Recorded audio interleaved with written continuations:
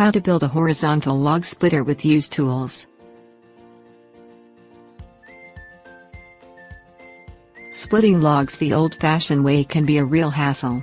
Using an axe or maul can be counterproductive, time-consuming and tough on your back and arms.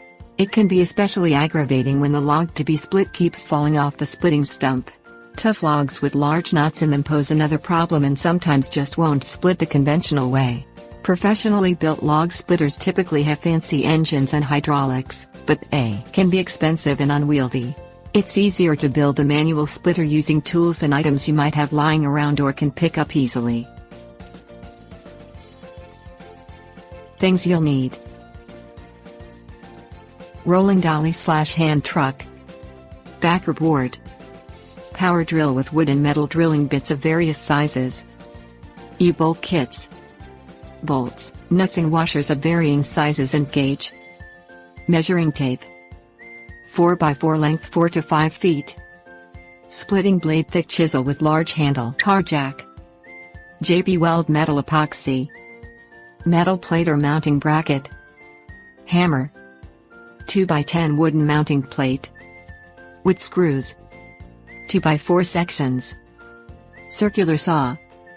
Prepare the dolly/hand truck platform first. A backer board of thick, strong plywood or harder wood needs to be secured to the dolly frame.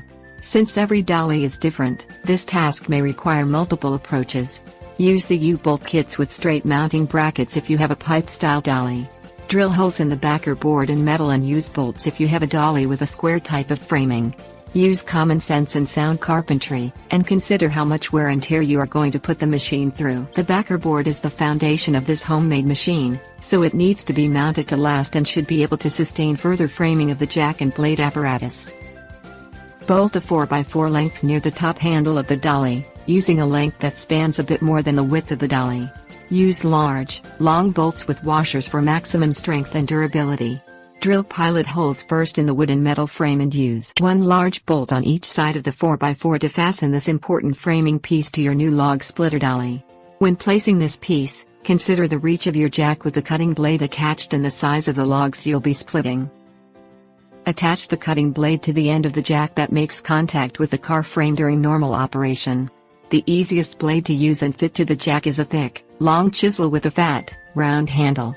If the top plate of the jack is not flat, make it flat or take off the bracket at the top. Typically this is the smallest plate on the jack, so you will need to use some JB Weld or get a professional welder to fasten a bigger plate or mounting bracket to the jack that will allow you to secure the top plate to a short 4x4 block with small bolts. The block should be tall enough to be able to allow the insertion of the entire chisel handle. Use a flat wood drilling bit first to drill a hole for the handle of the chisel to be pounded tightly into. The hole should be just slightly smaller than the handle's girth to ensure a tight fit. Once the chisel is pounded into the hole completely, the butt end of the handle should be snug to the end of the block that will be screwed to the mounting plate. Screw the 2x10 wood plate to the bottom edge of the 4x4, centering it over the bottom metal lifting plate on the dolly. Position your bladed jack on the 2x10 and make pencil marks for the holes in the bottom jack plate. If there are no holes, make one on either side for bolts to pass through. Positioning of the jack should allow the cutting blade to make center contact on most of the logs you'll be splitting. You should also consider where the crank handle is and set it up for easy access and clearance. Drill holes where you marked them for securing the jack to the wooden mounting plate.